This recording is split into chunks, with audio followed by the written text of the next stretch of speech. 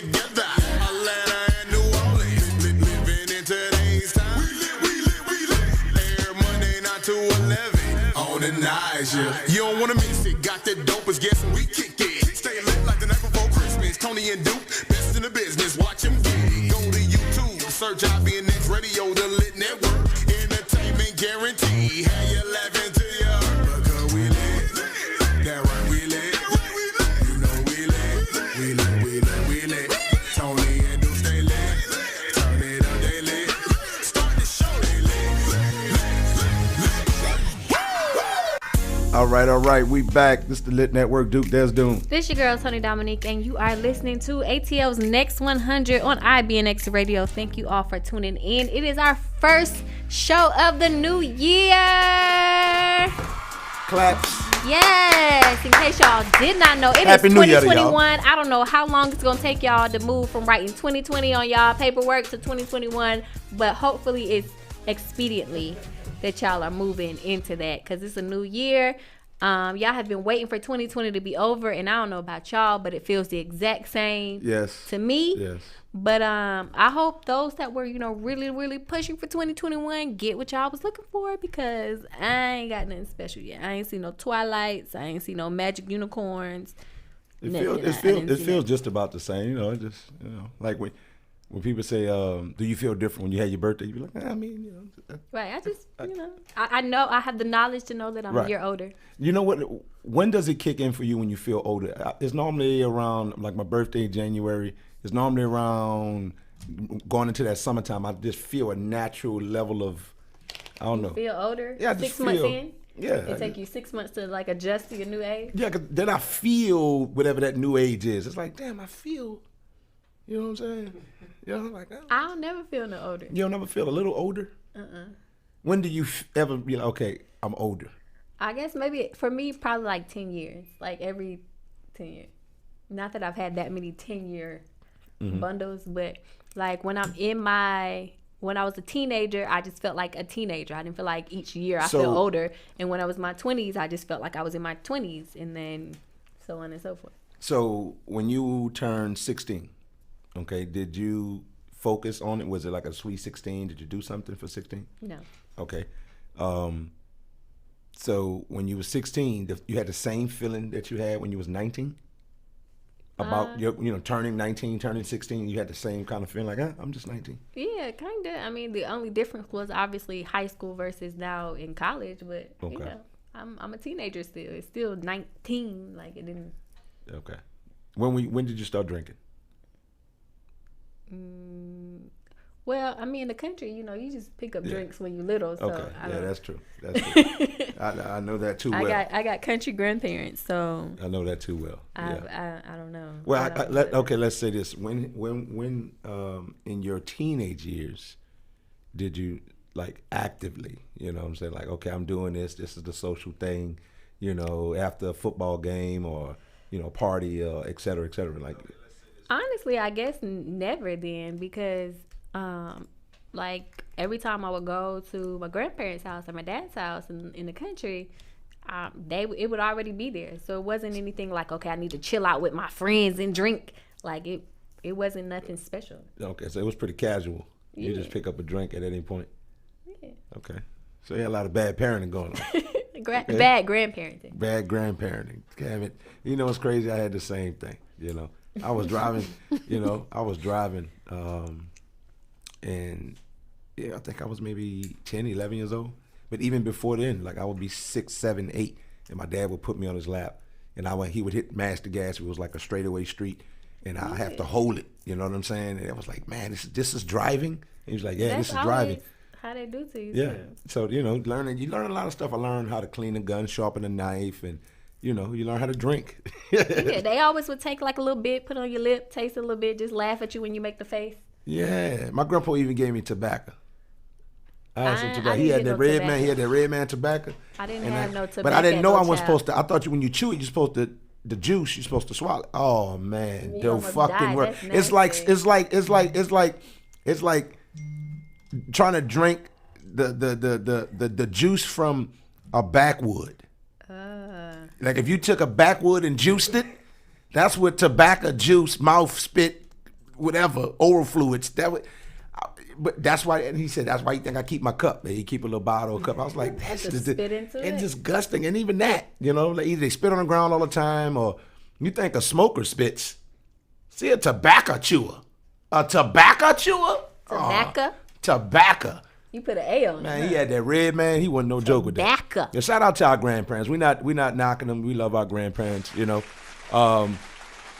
That was a different day, a different time. But I don't know, maybe just getting a little tad bit of that, kind of, let you walk on the wild side. It maybe introduced it to you younger and you was not as naive. You kind of maybe know how to deal with certain things when they came about.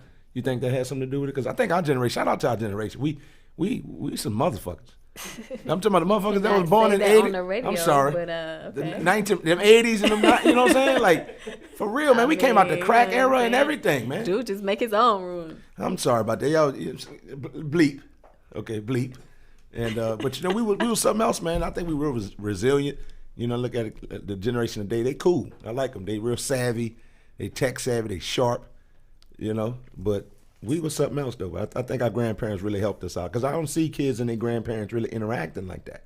That's true. So, but like us as grandparents, we more like we busy. We got stuff to do. We ain't finna babysit no kids. We ain't watching no kids. Hold on. What do you mean us as grandparents? I'm saying like there's some people that are our age that are grandparents. Wait, I'm 36. You what? 33. I'm just saying, like there's 33-year-old grandparents. People having kids real young these days. There's 33-year-old grandparents. People having kids these young. You can have kids at like 13. I mean, but I'm not saying you can't. I'm saying, what are we doing here with a 33-year-old grandparent? I'm just saying, like you have our age, then you have our parents. You know what I'm saying? Our parents don't watch kids either like that. They be like, they busy. They got stuff to do. They want to be out. Well, my mom had me at 18. How old was your mother when she had you? 26. She was 26? Well, your mom was well seasoned into her life. She chose to live her life. Yeah. She did her thing. You know what I'm saying? My mom had me fresh out the gate.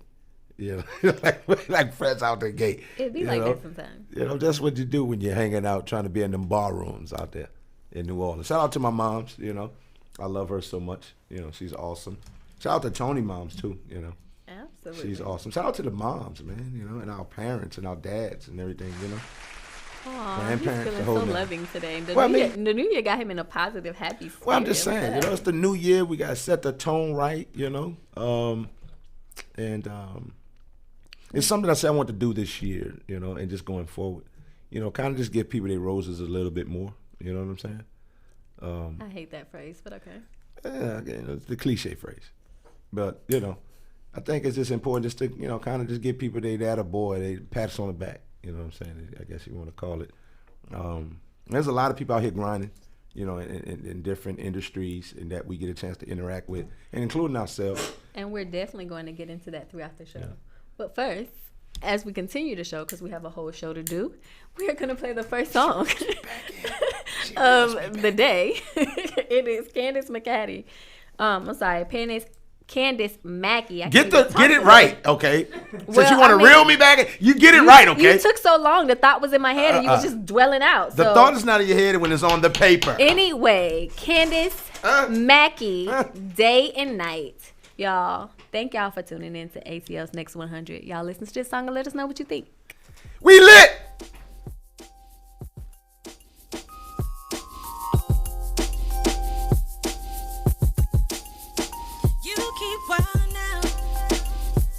Trying to come my way when she's not around.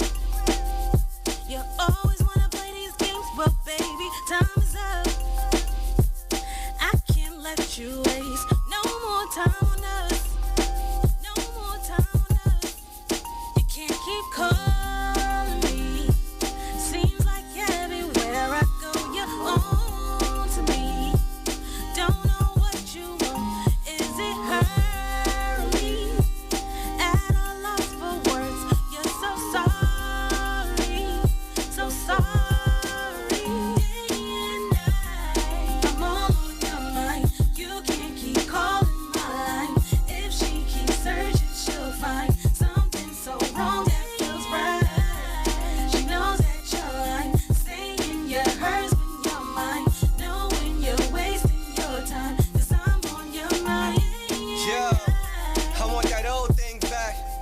nights in the cold and I'm having flashbacks when I put it down on her. Face in the pillow, climb on it. Then I'm getting fat breakfast in the morning, huh? She love the way a nigga beat it up. Before I work out, a nigga gotta eat his lunch. Legs open and I'm going in. But how far do she want me in? Not deep enough to be that boyfriend. You got a man that you so into, but he can't lay the pipe like this maintenance do. When I place my tool, get misconstrued. Can't lead number one for late nights at 2. Even though we do had the greatest sex ever. 100 other reasons why we couldn't be together. A nigga know better, but he still do wrong. Coming over, don't set the alarm, girl. I'm on your mind. You can't keep calling my line. If she keeps searching, she'll find something so wrong that feels right. She knows that you're lying, saying you're hers when you're mine, knowing you're wasting your time. 'Cause I'm on your mind. You can't keep coming back. You don't know how to act. Every time I try to run away from you, you're trying to find a way to get me back to you. Day and night, I'm on your mind. You can't keep calling my line. If she keeps searching, she'll find something so wrong that feels right. She knows that you're lying, saying you're hers when you're mine, knowing you're wasting your time. 'Cause I'm on your mind day and night.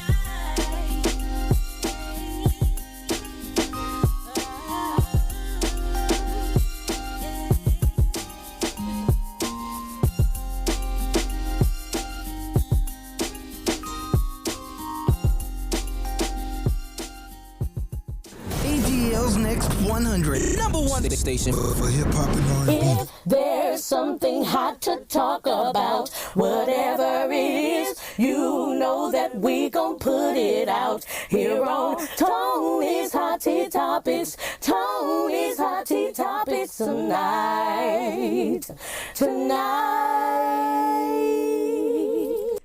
All right, okay, lovers and losers, it is time for the segment that everyone enjoys. It's time for us to just pop our head up to mainstream and see what they got going on because, you know, we stay on the ground down here. But anyway, first thing on the list, Nicki Minaj is getting sued for $2 million because a local Queens rapper says that she stole his song, Rich Sex, that she has put on her album. And he's saying, you know what? I showed it to her back in 2016. And all of a sudden, I just look up and it's on her album, and she stole it, and she owed me $200 million for it. So Nicki has just $200 million, yes, for that one song. 200. That's a lot for one song. Hey, Okay, let us hear some of your other stuff. The guy who made it. Well, we might at could the determine if the 200 million might be like worthy because the song hasn't come out yet, right? the song is out. It's on her album. Okay. It's an active song. Okay. However, the way that you do it is you ask for high because you know they're gonna lowball you anyway. So you go super high and then y'all negotiate to whatever. And if you're starting already in the millions, even if you come out with 1,500,000, we got to hear the rest of his song you already catalog. come up.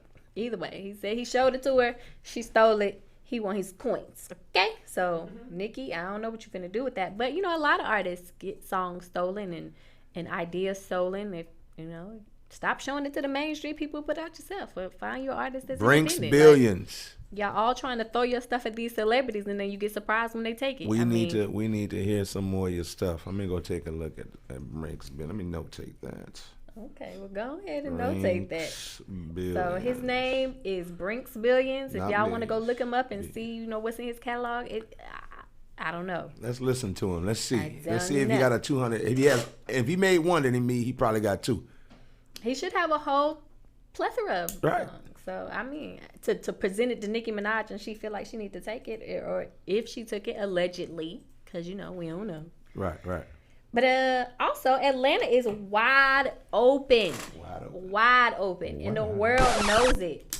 And that has been brought to the attention of the world as they all show us what is going on at the Republic Lounge. If many of y'all have heard that there was a whole brawl and beat down brothel or whatever they was doing down there because they had a party for New Year's Eve calling all out of towners because for some reason, everybody knows, come to Atlanta. If you can't do nothing in your city, come to Atlanta and we'll let you take over and ruin ours, because that seems to be the thing that's going on right now. I know the hotel industry was like, hell yeah. Right. So, look, 1-2 night stays, hell yeah. At Republican Lounge, if y'all know, there were several injured and 3 stabbed. There is a video going around with somebody live stream what they had going on. They have like a whole bunch of people yelling and running and the mess. One video shows like the whole slow-mo of the aftermath, like all the trash on the floor, the blood on the seats and everything. But guess what? That's a lot. That did not stop Republic Lounge from opening the next day on New Year's Day, because they cleaned that up and everybody was still back in line for the day of New Year's. Biohazard. So Corona is not available. I don't know what kind of cleaners they use to get blood and everything off the seats and everything, but they was back at it again. They must have diluted that lye real good. I guess. They had to dilute that lye with some they probably did probably 2% lye, probably did like 5% bleach, probably did like some baking soda or something like that. I don't know. Pine salt and some Fabuloso. I don't know what they did to bring that together, but they did it. Okay, so y'all, if y'all still nasty. partying, you know what I'm saying? Hey, it was disgusting. The people that ordered food the next day and then, hey, I'm just reporting the news. That's nasty. But with that in mind, Sweet Lounge has called for all restaurants and venues to just kind of put a shut to the out-of-towner parties. They want y'all to close it down, and not have any more out-of-towner parties, so we can kind of send them on back home on their way, and we can resume as usual. They're saying, they're asking all other places to kind of, follow suit, so we can try to get Georgia back in line. I don't know if that's going to be enough, because Atlanta likes to party. We don't know how to sit down. So good luck with that journey, Sweet Lounge. But you know what I'm saying? Yeah, I'm rooting for you. Yeah, Atlanta's just one of them places where it's like, nigga, we going to party. It's the home of the Freaknik. So they like, shit, we can't Freaknik, we going to party without clothes on. Right. And everybody knows that across the world. And with that in mind, keep in mind, COVID-19 2.0 has started its journey. There is a new variant in Colorado where the governor of Colorado has stated, there has been the first case of a new variant strand of COVID-19. So now we got COVID 2.0 wandering the streets. It has come from UK to here. So they say. I'm sure we'll find out more details as the world turns, because we found out about COVID-19 in different sporadic moments in different parts. So I'm sure we'll find out about 2.0 as it develops. So y'all stay tuned. Mask up, wash your hands. People are roaming around with COVID and not saying a single word. At all. The person that you be like, oh, I know my homeboy, he ain't gonna never tell me. He gonna tell me if he had COVID. Lies, y'all. Lies, deceit, and garbage. And garbage. Okay? Garbage. Like it is not true. So if you out here trusting somebody with your life, please don't do that. Don't, because people is lying. And I'm noticing that people that say they had COVID, they just living freely. They just walking about. They be like, oh yeah, I had COVID. Hey girl. And they acting like it's a common cold. Back up. They acting like it's a common cold. It's like, come on. If you had COVID, stay home. Back up. Okay. I need one. I don't know. Nobody has told me the rules of the after COVID journey. Like everybody be like, oh, they tell me to quarantine for 14 days and then I can leave. Like, are y'all going to get retested? Are y'all taking something? Because I haven't heard that there's any like medicine for it. So y'all just, oh, I'm sick. Let me sit for 14 days and then I can leave again. Like do you take some Theraflu, like extra strength Theraflu? Like do you take penicillin pills or something? Like what else do you do? There's just 14 days of staying away from somebody. Right. So if you're a household, and are y'all cleaning your houses after that? If you're a household, right, then if wife have it, then does that mean kids have to quarantine with? How do they do that? How do they do that in the house? A lot of people that I have been hearing says that they put the particular person in a special room and they have to stay in that room for 14 days. For 14 days. Oh, that's a lot. I'm just telling y'all what I heard. I don't know if y'all got some other news. Then y'all make sure y'all tell me, because I'm just please y'all hit us up and let us know how this go. Because if you have had COVID, let us know how you handled it during them 14 days. What do the doctors tell you to do after you've had that little quarantine for 14 days? Is it like okay, quarantine and go out? Is it like take these pills and you straight? You know what I'm saying? Like, is it like the cure for syphilis? Like, what is it like? I need to know. I don't think they got a cure like. for syphilis. Or gonorrhea? Yeah. Which one had a cure? No, I don't think syphilis, because that's what took Al Capone out. I don't think. Gonorrhea. I don't think they got a cure for syphilis. Whichever one you got to take the pill for. You know what I'm saying? How does it work? Somebody just let me know. Either way, keep washing your hands and wear your mask because people was lying. Yeah, for real. And stop tongue kissing. That's nasty. All that tongue kissing and all that French kissing and shit. Do they even all the French? They ain't French kissing no more. Kids don't even speak that wee shit. They just be putting tongue. I think it's just kissing. I don't think they put a special variant on it anymore. You know, somebody hit you with slip a little tongue on you back in the day. You're like, whoa. You're being managed. Whoa. You got to push her head like that. Ooh. That's what you was doing. It was people out there really, really tongue kissing. Well, I mean, early tongue kissing was a bit much. You know what I'm saying? Like, I just met you. Like, I only been knowing you like two school seasons, like two school years. Seasons. You know, 2 school years. Like, come on, wait till we get seniors to be doing all that. I cannot. I wasn't tongue kissing in no. Was you tongue kissing, drinking back in the day?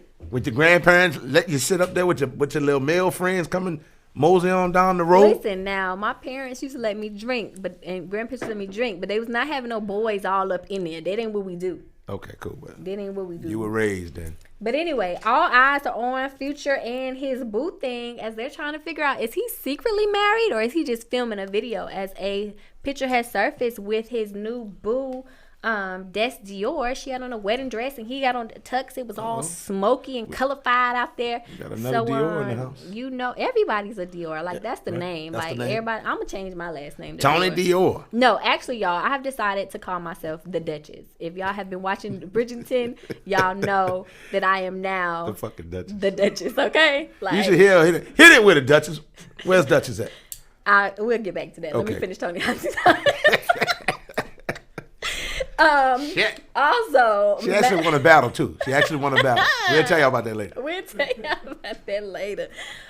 Master P is trying to buy Reebok with his partner, NBA guard Byron Davis. It is going for $2.4 billion. And Master P said, "Hey, say less. When can we sign the contract? Because we're financially ready and available." That's that New Orleans product right there. Shout out to him. Is that a good thing or bad thing? I don't know. I think it's good. If anybody want to buy me those Cardi B Reeboks that she just came out with, I would like them in red and black. Thank you. Y'all have a great day. And I bet you she probably gonna rock the red and black ones with a home team. I'm not gonna even say that, with a home team's jersey or some shit. You know what I'm saying? I definitely will. Yeah, scratch your head on that one. Rise right? up. Yeah. Who that? But you also, last but not least, on my list of Tony's hot tea topic, I gave y'all a lot today, but Ayanla, Fix My Life is no longer fixing your life. Well, not on TV anyway. She says the energy that comes with that is something she does not want. She said y'all are too concerned with how she look and what she, her hair, her nails and everything. And she out here trying to cure people and heal people and y'all not seeing that. So if y'all want to see her, y'all need to book her because she's done with TV for right now. And that's all I got for you, lovers and losers. Thank y'all. And I really liked her. I felt like she was awesome at her job. Well, she's very truthful. She felt like, as one African American thing, we weren't as open to healing as we needed to be. Right. Because she had a lot of segments when it comes to us African Americans, we just can't get it together. Right. And then, like I told you prior, the media world, she said, is really tainted. She says, she's trying to find a positive vibe, a positive energy, and she's trying to help and heal some people. She feels she has a gift, and y'all are not understanding what that gift is. So she's gonna go ahead and close people it not off appreciate it. To the mainstream. It's easy for modern day people not to appreciate things. You know what I'm saying? Right. So lovers and losers, y'all have a great moment day. We got a lot of show left. We're gonna play the next song. It is actually Freaky Shit by T-Dot. And we got a great comedian coming in, so y'all better tune in and laugh with us, all right? Bye. We lit! Atlanta's Next 100.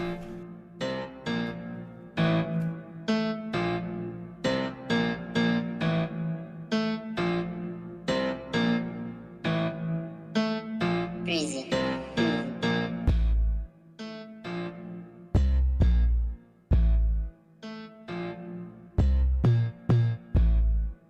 Yeah.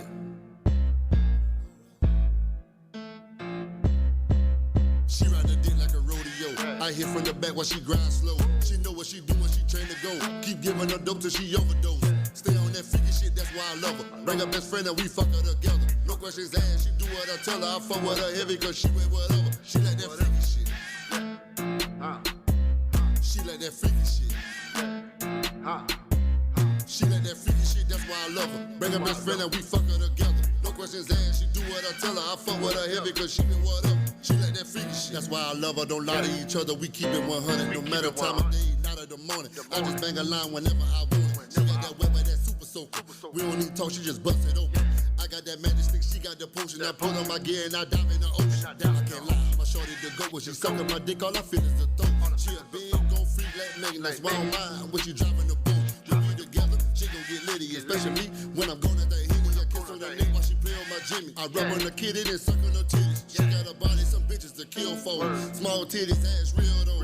I got her in my bed on all fours, banging her head on her headboard. She like when I fuck her and look in her eyes, or grip on her ass while I suck on her thigh. Say I fuck her like no other guy. Girl, you tripping, you already know why. She ride the dick like a rodeo.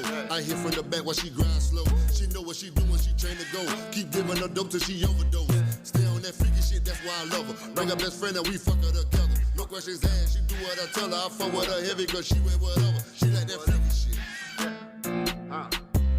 She like that freaky shit. She like that freaky shit, that's why I love her. Bring her best friend and we fuck her together. No questions asked, she do what I tell her. I fuck with her heavy cause she been whatever. She like that freaky shit. Yes indeed, that's why she hate when I gotta leave. Cause I drive stick like it's Need for Speed. Beat the boss up like Apollo Creed. She got a body, you paint on the canvas. And her pussy be sweeter than candy. Swear to God, she stole my heart like a bandit. Niggas they want her but know they can't have her. I ain't gotta tell her, she know what I like. She ain't a rapper but she rock a mic. Pop a few beans, get high as a kite. Then get on top and ride me like a bike. Now put that ass up, put your face in the pillow. Now throw that ass back to me, girl, while I drink. Call me the man, you know I deliver. So fuck what you heard, you know I'm that nigga. If never you wrong, I wanna be right. That pussy so good and you keep that shit tight. I think it's the best I done had of my life. Fuck around, we getting married tonight. She love when I fuck her and look in her eyes. Or grip on her ass while I suck on her thigh. Say I fuck her like no other guy. That's a damn truth, girl, you wanna know why? She ride the dick like a rodeo. I hit from the back while she grind slow. She know what she doing, she trained to go. Keep giving her dope till she overdose. Stay on that freaky shit, that's why I love her. Bring her best friend and we fuck her together. No questions asked, she do what I tell her. I fuck with her heavy cause she wear whatever. She like that freaky shit. She like that freaky shit. She like that freaky shit, that's why I love her. Bring her best friend and we fuck her together. No questions asked, she do what I tell her. I fuck with her heavy cause she Understand something. Atlanta's home for hip hop and R&B. It's a hip hop and R&B flavor. And don't get it twisted. ATL's Next 100. All right, and we back. We are back. First, before we get into it, I want to just say, if y'all independent artists or small businesses, if y'all got something popping that's lit in the city and y'all want people to come out and see y'all and vibe with y'all and come out to your event, let us know. Hit us in the DM with a good flyer. Or a bad one. I mean, we don't care. Hit us in the DM with the flyer. We kind of care. Don't do no crappies. Don't do no crappy-ish. Well, he can. But anyway, send it to our Facebook. Send it to Duke, mine. Send it to the L.I.T.T Netwrk so we can get you on, so we can let the people know what you got going on. In 2021, we are supporting you. And if you don't want us to support you, we don't like you either. But we have comedian Jen Thomas in the building, y'all. Give me some claps. Give me some claps for Jen. That's Duval's finest, correct? Right, Duval County, yeah. Okay. Where's Duval County? That's Florida. Oh. That's Jacksonville, right? Okay, Jacksonville. You got to say it different. Like you said it too subtle. Well, I'm not from there, so we got to be like an announcer. Right, so I'm trying to teach you, sir. All right, get it to me. When you see somebody from Duval, you got to be like, oh, wait, let me do it. You all ready? All right. You see me? Okay, all right, everybody. As y'all know, it is time for the show, and we got Jen Thomas in here from Duval County. Was that it? Okay, she got it. Can I get my turn? All right, everybody. We rocking with L.I.T.T Netwrk. We got Jen Thomas in the building from Duval. Okay. That was it? You got it, boy. Okay. You got it. I got to drop it. I feel comfortable now, boy. I had to put some headers on it. Yeah, I had to put some dual exhaust on it. Yeah. Okay. When I hear that album, I want to steal something. You know what I'm saying? I'm like, I'm about to steal something. So how long have you been in Atlanta?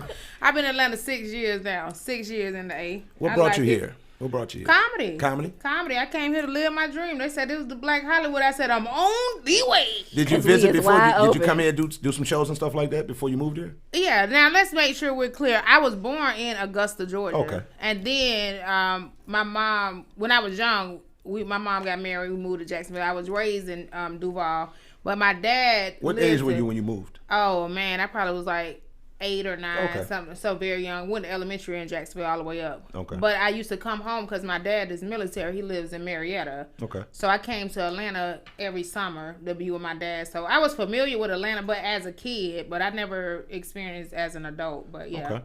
So I knew about the A, but what made me come here is the comedy, and I was like, so how's the comedy scene in Jacksonville and the surrounding area? Well, and do you go back?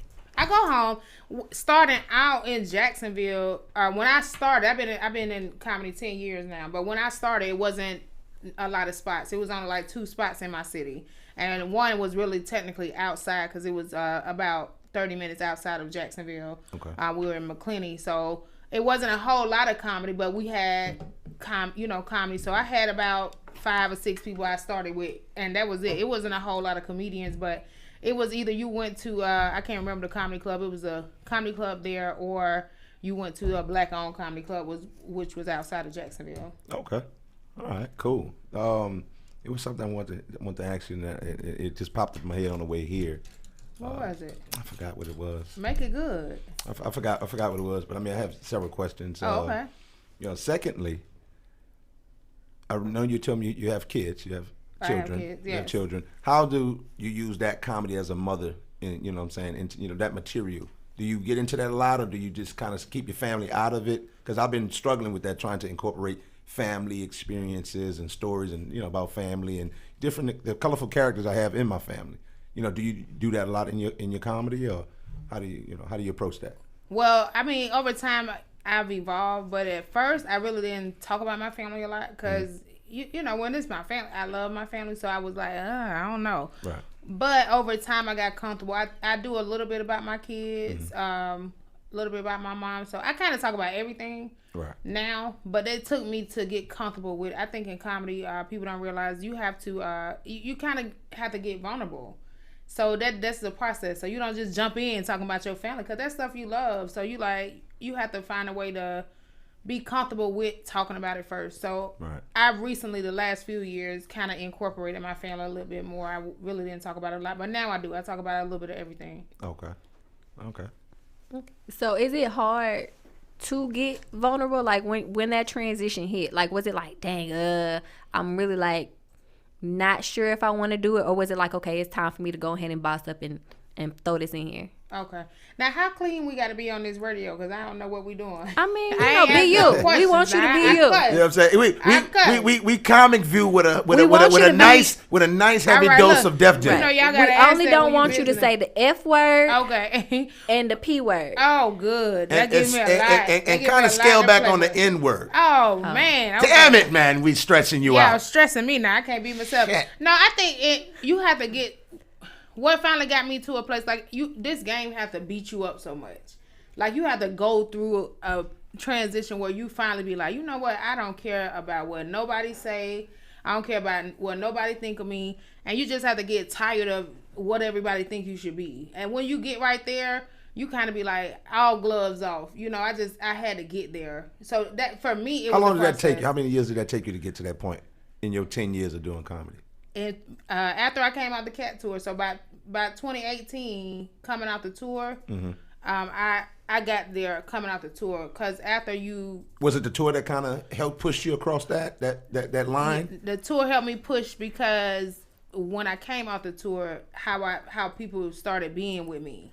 And the little smart comments and a little subtle hate, and it was just like, you know what, I'm like tired of all y'all MFers, you know what I'm saying? Right. Yeah. So, and everybody feel like they can tell you how to be. So at a certain point, you be like, man, forget y'all. I'm just gonna be me, and you just get comfortable. So probably about 18, I just was like, man, I'm gonna do me. So since we're already talking about the tour, what did that journey to get up to the tour look like for you? And when you got it, what was that feeling like? The journey to it was, oh God, it was the toughest thing I ever did. Literally, when I tell people, I see why people don't go after their dreams. Like me leaving my city and what I was comfortable with, everything I knew, to come to Atlanta. To me, I laugh now because I've been here a while, but I remember the first time coming to Atlanta and seeing the city, man, I was so intimidated. I'm like, oh my God, this city's so big. They gonna swap. Like, I was intimidated. Then when you go on the stages, everybody was funny here. So being funny it just ain't enough in Atlanta. Everybody's funny. And it's not, Then I went through such a tough time because I had quit my job. I used to work for GM, and I quit my job. I moved here. I had to move in with my sister, take a little rinky-dink job. Right. I was struggling, had to go to the food bank to get food, I was just like... Oh, sacrifice. So I just got in a position where you have to be hungry. I listen to Les Brown, that's a motivational speaker. You never know what that means until you in it. You have to be hungry. Like, I lost my car. I lost friendships. People who was like, oh, you think you all there because you moving to Atlanta? People that was really close to me, I lost. I lost relationships. I was supposed to get married in 2018. I had to call off my wedding. I lost relationships, friendships. So to lose so much at one time, you be like, oh my God. Like, am I making the right decision here? Right. And then at that time, you have how many kids exactly? I have 3 kids total. So, and at that time, you had those 3 right. with you? That's I had my kids. And then it's one thing for me to struggle, but when you start seeing your kids have to, like when I couldn't get my boys that haircut every week, and then I couldn't send them on trips. They send a little school form, like, oh, it's $40 ago. I'm like, I ain't even got it.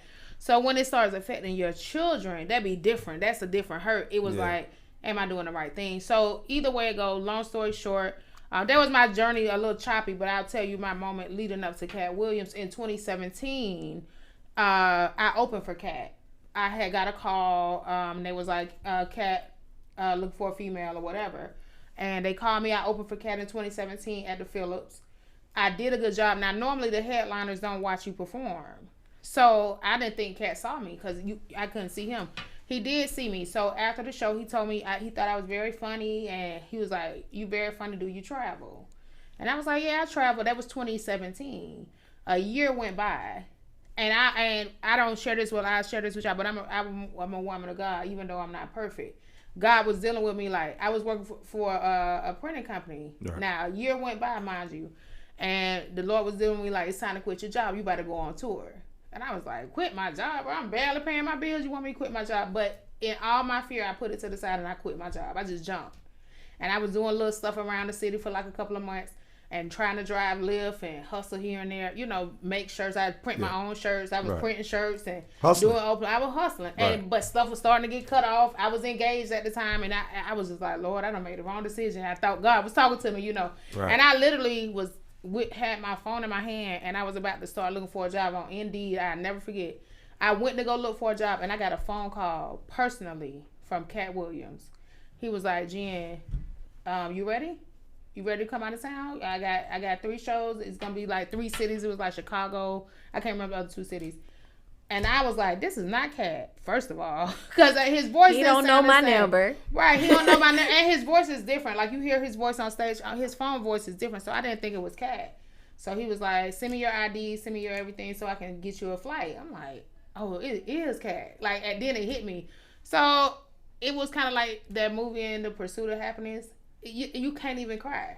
Because you be like, you in shock. Yeah. Finally, Lord. Jeez. It just be so overwhelming. Like, I felt like I made it. Yeah, like, and then when I got there, the rest is history. I only supposed to did 3 shows, which is what he told me. Right. But after we came back to Atlanta after the 3 cities, and I remember pulling up to the airport, and he looked at me and he was like, do you want to do the tour? I want you to finish the tour. It was a 100-city tour. And that moment right there was the moment for me. Like, was that the ball and like? That was the moment. I ain't crying in front of him. I was a thug in front of him. But fuck that shit, man. I'll take it. But when I got in that car, boy, I was like, God, thank you. Yeah. Never would have made it, Yeah. But so it's worth it. It's worth it. And even after the tour, you think, okay, boom, I'm there. You still got to work. Like, I'm still working. I'm still trying to make my way, because that was just one moment in the many moments that you'll have. Let me ask you about that being a highlight, the upside. What's one of the, I guess, worser moments or not so good moments, though, but was definitely a lesson learned type of thing. Have you had that happen in comedy yet so far? Yes. When I first started comedy, this is when I drove to Atlanta. I was working for GM. Right. They was bringing Apollo back. Y'all remember Apollo? Yeah. Okay. They was doing a remake of Apollo with Toni Rock. Okay. So I drove up. I auditioned. I only had probably about 6 minutes of comedy, right, to be honest, but I was like, I'm going. Same thing. God, I was like praying, and God showed me like they having an audition in Atlanta. I had $20 to my name. I put them $20 in my little car, drove to Atlanta on faith, audition, and I got the audition. They flew me to New York. That was my first time ever flying. Right. Went to New York. I do Apollo, right? They teaching them the boo. They like, boo, y'all practice the boo, and I'm shaking in my boots. I go on with my little 3-4 minutes of comedy, and I hit them with the joke, which I was practicing in my city, but it was more of a down south joke. I hit them with the joke. The crowd was looking at me like, what? I almost died. Now, mind you, we back home having parties and junk because it's going to air on TV. Baby, I barely made it. The second joke, so I switched gears like, oh, they hated that. I hurry up and came out the joke, hit them with a New York joke, like, New York, I just was mimicking New Yorkers, and you only had to last for a couple seconds. So they started laughing at that, and it was enough time for me to win, but it was a horrible performance. It was the most, and to this day, I hate to see it. And then I read the comments, and they was killing me like, oh, this fat B, and she ain't da-da-da. They always say you don't read the comments. So I go home. Read the comments. Every time you say don't read the comments, everybody read the comments. I'm going to read the comments. Right. Like, why I can't read the comments? What's in the comments? Girl, I see why they said don't read it. But this was the most embarrassing part. They had announced at my job that I was going to be on BT. So they was having watch parties. And everybody was watching me barely make it. And my daddy and my family is hilarious. They don't care about your feelings. My dad was like, girl, you ain't really nothing. You know what I'm saying? My auntie them was like, you need to try something else, So that was made it, girl. Yeah, that was the moment I learned to, like, be prepared. Like, and you can't just freestyle. I was so new then. I thought I could just freestyle. I'm funny. And when I got there, TV is different. Like, they have to go through every single thing you say, and every word you say has to be approved. I didn't know that. So I needed that, though. But it was a hard lesson. I was on Clubhouse early, and I heard Rodney Perry talking about that, talking about the whole experience with Comic View, the whole experience of, and some other comedians was on there talking about just their experience with Def Jam, and how they had to, I think Comic View was telling them how they had to type out their set. Yeah, so BT, and they were checking their clothes. They told you had to check. Did they check their clothes and all that? Yeah, you got to come in. They do a not too much white or not too much this or something like that, right? Correct. Okay. So you come in. And now, what's the purpose of that exactly? Because they have to be able to see you on TV because of the way they film it. Okay. And then, I never forget. I had a joke about Waka Flocka. They was like, "Well, you can't do that joke because we have a business relationship with Waka Flocka." So some stuff you say is just they have business relationship with that person on their network, and you can't say certain words. Like the word retarded, you can't say that on TV. Okay. So, but when you are a comedian watching TV and you seeing like Cat Williams and Kevin Hart and all these different comedians saying, Bernie Mac them, you like, I could say wild stuff too. You ain't earned your not dues. on the beginning, probably later, but not on, in the beginning. Yeah. Have you now that we're talking about restrictions? I heard there's some through through talking to a lot of veteran comedians and whatnot. It says there's some comedians out here that'll have you feature for them, open for them, or however, and they would give you restrictions on what they would like you to stay away from, topics that they would like you to stay away from, material they want you to not cover. Right. Is that something familiar to you? Have you heard about that? Are you aware of that, or have you even experienced that before with a comedian? I heard about it. I had a small experience, but I don't need approval. I probably will never do a show with him again because I'm going to do me when I go out there. I'll be like, all right, I got you. And then I'm going to go do what I'm going to do. Right. And that was the whole thing, the whole fear factor in it is, if you do that so many times over, however, to a certain amount of people, and they have a certain level of status, that can hurt you. So talk to us about that and your experiences. Well, I haven't had I had certain headliners who, were kind of subtle with me, like, what you doing? What I'm more laid back, like, I'm just gonna have fun. So that's how I deal with it. I think you shouldn't be going through your whole set, but that's you. If you want to go and tell them, that's on you. I say, why you telling them? But I have heard other comedians who, with certain people, they have to say, their set, and they ask them not to do it. For me, I feel like I'm not mad at it. I get it. But I thought a veteran comedian or a headliner would watch you to know.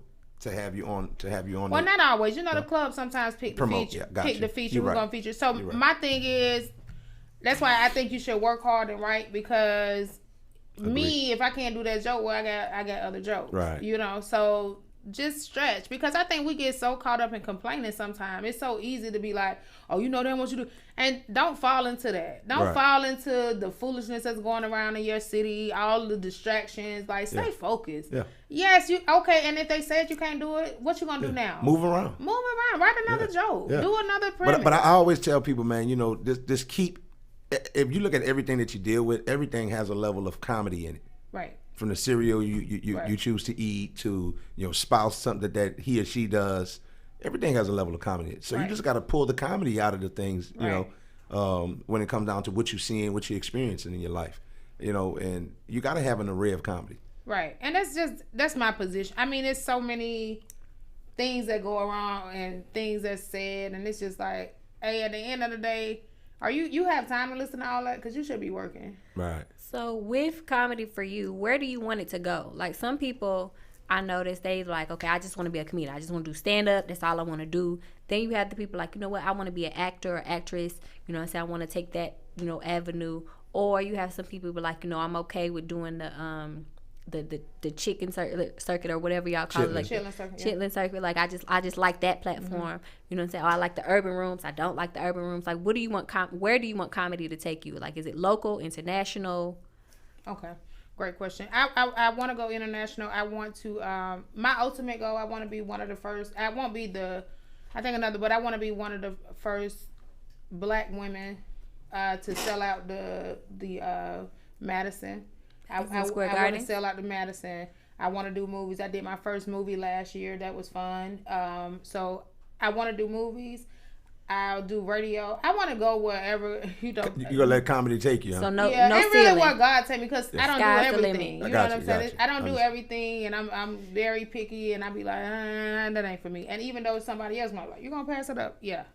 Because what's something that we would, I guess, most would say, hey, but that's a great opportunity for you that you may have passed up.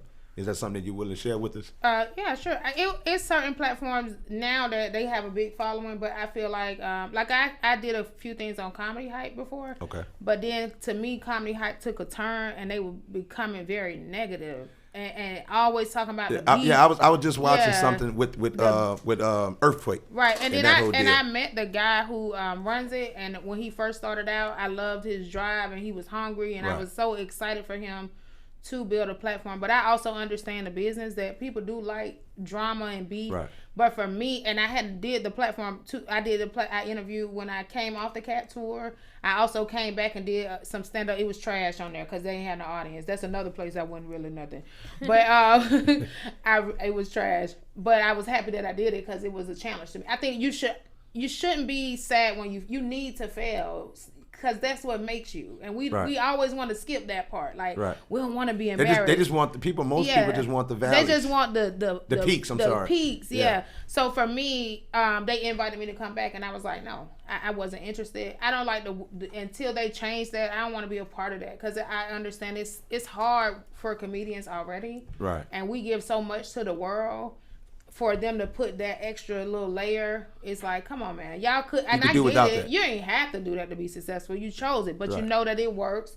So get your money, and hats off to anybody doing. I'm not gonna judge what nobody doing, but I have to say, what do Jen want to do with her brand? And I know I don't want to be affiliated with that if that's a direction. So yes, when they called me, I was like, anybody else be like, that's a good opportunity. They got millions, and that's fine, but it ain't for me. Yeah. So before you do the Jen tour and take me with you, is there anybody else?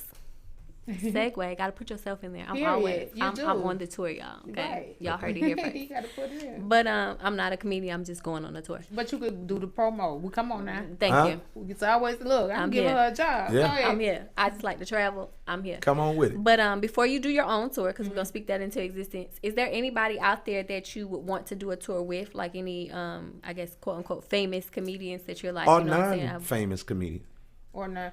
I mean. Who do you appreciate in comedy? You know, from those that we may know to those that we've just met. That's tagging along with her question. Right. Okay. Great. Well, I definitely appreciate Cat Williams. You know, I think a lot of people don't give Cat his flowers.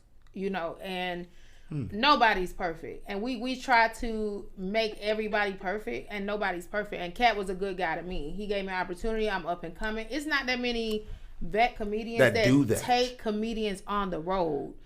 with them and put them in the beautiful hotels and segue comedians that are damn good. Right, and sometimes that's they'll part. take comedians that's just super weak for whatever reason. Right, but to take you, I've seen you rock. Right, to take a person who is funny and put them on the road and give them the true experience. So for that, I will always be like to literally fly me on private jets, to put me in the best hotels and suites and give me the experience, and just let me see how things go, and don't mind dropping jewels, don't mind going over your set and telling you where you're good at and what you could work on.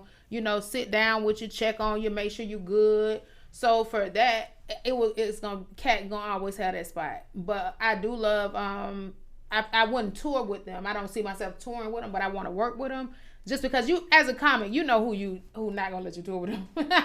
But I never know. But I like Mike Epps. Mike Epps is one of my guys. I love him. I would like to work with him. I would definitely like to work with. I'm from Duval County, so of course it's so funny to me that to this day I have never met Lil Duval, and Lil Duval is who gave me a lot of inspiration. That was the first dude I seen from my city win, right. And to see him win in his own lane, right. I want to meet him one day. Like I never even met Lil Duval. So if y'all know Lil Duval, y'all let him know. Y'all let him know. Hit comedian Jen Thomas up. But I would like to. So we all can go on tour, right? And I don't know that everything ain't meant for you to tour with. So. Right.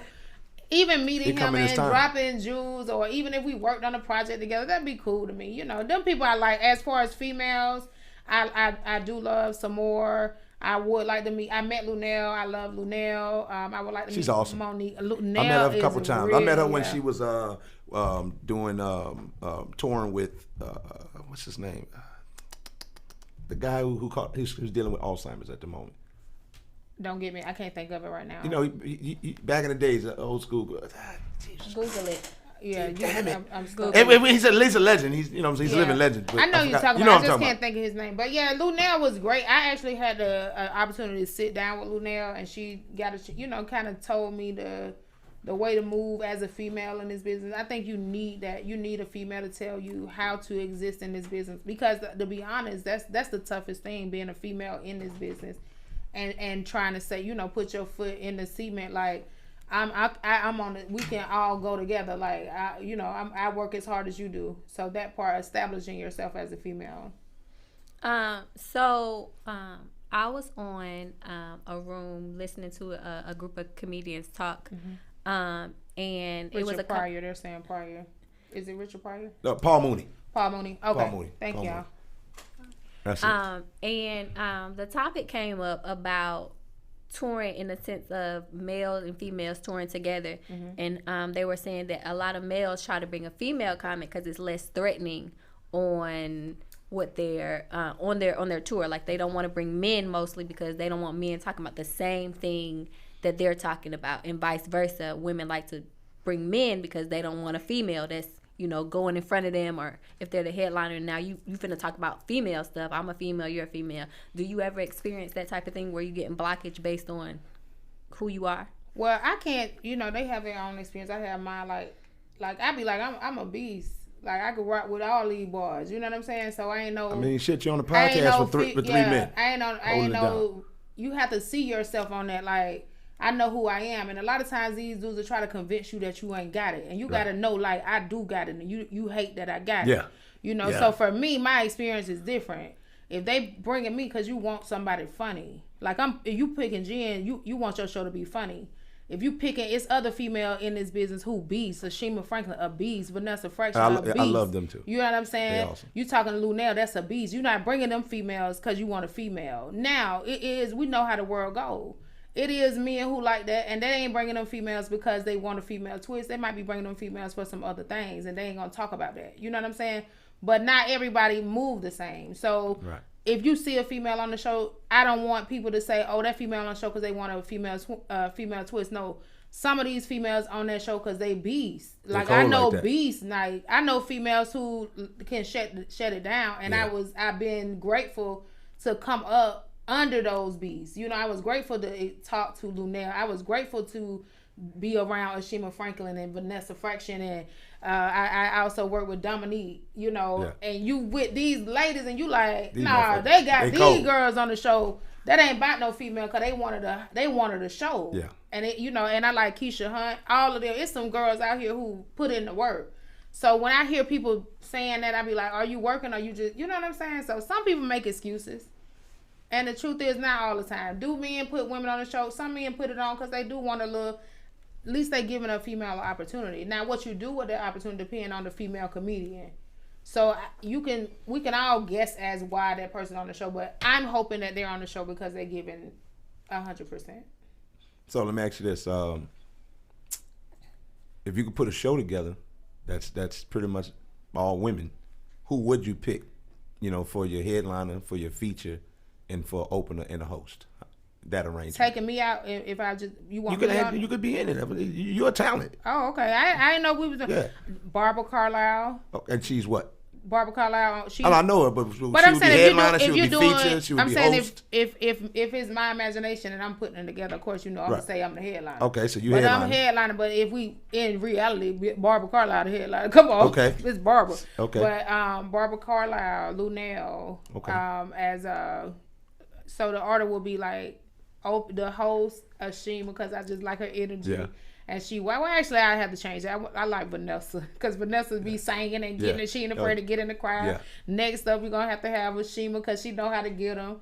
E Duchess, because she a beast. Shout out to E. I love her. E, because she going to bring you that hood but classy, you know. Yeah. Then you got to bring in Dirty South. What am I do, my ladies? Run this motherfucker. Yeah. I got to bring in her. Yeah. And then we got to take it down a notch and give you that, you know, that classy Barbara Carlisle. Yeah, I love Barbara Carlisle. And bring it back up with Lunel. And she's so subtle with her comedy. She's so subtle. Smart. Very sharp. She's very smart crafty. And witty and crafty. Yeah. I love the way she writes. She is like you on a roller coaster. Yeah, it's like that funny ass grandma that come in there and know she know you smoking. She ain't gonna tell your daddy. Right, I'm gonna tell your mama, because your mama holds secrets. Right. You know, she hit you with some shit. You be like, fuck. So Luna, it's so many greats. If it was my imagination, it'll be all of those women to me. That's what's up. All just so for the men, if you could put a top something together for the men, who would it be? Oh man, Cat got a headline. Okay. I gotta put Star Cat as headline. I like Cat because not only because I work with him though. When you see somebody go to city, like 50, 60 cities and do 30 minutes off the top funny, that's a whole nother level. When he ain't writing it down, he free 30 minutes of hilarious, and it's gonna change every city. Like, you can't get that. Yeah. So it'll definitely be him, Zooman Miller. Zooman strong. Zooman Miller. We got to bring in Carlos Miller. You got to bring in DC Young Fly. I like DC Energy. I love DC. Yeah. I love him. And then I have to bring. It's so many. You making me do a list, but I got to do Spence Neal. Shout out to Spencer. You know what I'm saying? I mentioned Earthquake. He on the show with Earthquake right now. Shout out to Spence Neal. I think because we got to get in the ones that's right on the cusp. They coming in strong, hosting. You know, it's got to do Tyler Chronicles. I like him as a host, but he has a great set as a headliner too. He's hilarious. He can do any. To me, I'd be like, that's like the black superhero in comedy. They'd be like, what else? Yeah, he writes. And Black Ron. I got to shout out my boy Black Ron. So that's my top. It's so much funny, but you know, I'm just trying to. Yeah. I'm gonna say to a show. I can dig it. All right. Well, we appreciate that. We're gonna take a little break, and we're gonna come back, ask you some more questions. If you want to hang out with us, you can hang out with us. We don't like to hold nobody hostage. Well, we do, but whatever. We're gonna play the next song. It is called "The Sunshine Mix" by B. Boise. I hope I said his last name right, but if I didn't, I'm so sorry. Shout out to my Clubhouse family. This one is for you. We lit! Atlanta's Next 100. Revolutionaries. So let me ask you guys a few questions. We're in the South. We're in the heart of the South right now. Who fishes? Who knows how to fish? Hands down. Who knows how to hunt? Let's hands down. Who shoots on a regular basis, meaning once or twice? Hands down. And you see how many hands? Who farms or grows their own food right now? Hands down. You ain't ready to oppose nothing. You are as a part of this system as any white person gentrified in this city. And you can't tell me I don't know what I'm talking about, because I've lived in this neighborhood long enough to know when 2 out of every 5 yards had a garden in the back. Sunshine, watch me make it rain. Lifestyles of the joy and the pain. I never been a fan of big chains, but I respect the chiefs from which they came. Another day to try to make it happen. I swear, a lot of y'all shouldn't be rapping. I understand the attraction. Auto-tune yodels with the fake stories of trapping. Shit, picture a dollar with a black face on it. I wonder if niggas would still want it, waving ancestors with so much promise. Still kill for it, be honest. I got youngers from my hood like Van Gogh. They'll paint up your body, but nice with the hands though. Your man's got knocked out cause your man's slow. He was reaching, watch out where the hands go. I remember running home from dudes who didn't have fathers. It wasn't a bother till they learned how to run harder. They learn how to run faster. Shit, there's always a red zone for the drive of a bastard. Sometimes there's a chip on the shoulder of the Heisman, and chicks need to just get broke off like Heisman. But then the pressure to bring home a title fogs up the vision and vilifies the vitals. My favorite vittles worship false idols, manipulating words from their Bibles. Breaking bread, paying tithes, mortgages, car titles, self-preservation, first law of survival. Watch me make it rain, lifestyle of the joy and the pain. I never been a fan of big chains, but I respect the chiefs from which they came.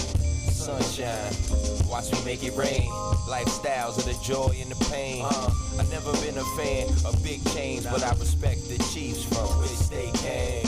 They tell us we nothing, and we believe it. They destroy our history so we can't see it. Black woman is more than a woman, R.I.P. Aaliyah. More than a nanny, more than a mammy, more than a teacher.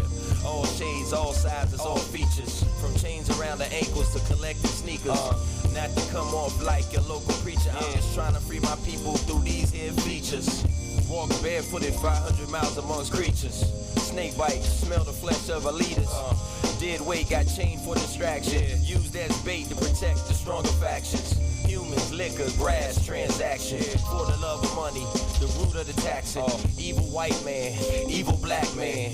Who do you believe when they all acting? Bathed us in a river that was gold on the surface. Discarded the last few deemed worthless. But naked next to your family shirtless. We all clueless of the reason or purpose of why we were here and where we were going. Next stop was a dungeon next to the ocean.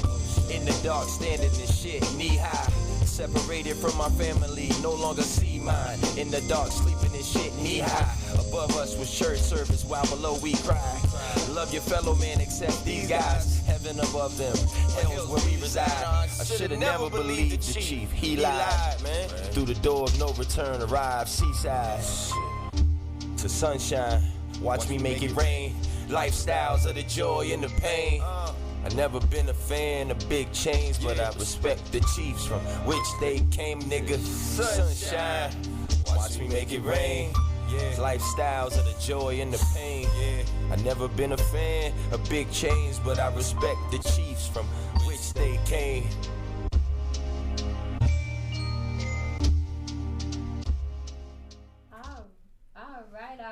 Right, as y'all know, y'all can only hear these exclusives on Atlanta's Next 100, the L.I.T.T Network, because we out here playing independent artists all the time.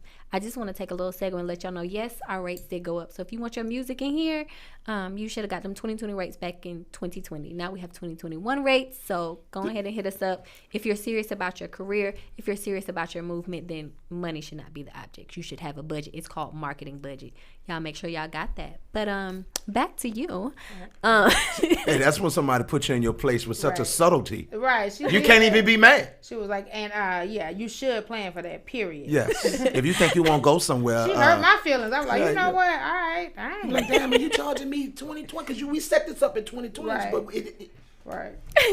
Back to you. It is more to you than just comedy. You got a business going on. You got a whole brand and clothing line that you got going out. Tell us about it a little bit. So it's under Gender Jokes LLC, but it's gravy thick. Just getting women to celebrate their body, love what you are. If you don't like it, then you need to change it, baby. But love it while you got it. Gravy thick. I also do thickish, and then I also do a line called No Approval Needed, just to let you know, like, if you have a dream or something you want to go after, stop asking everybody, what you think?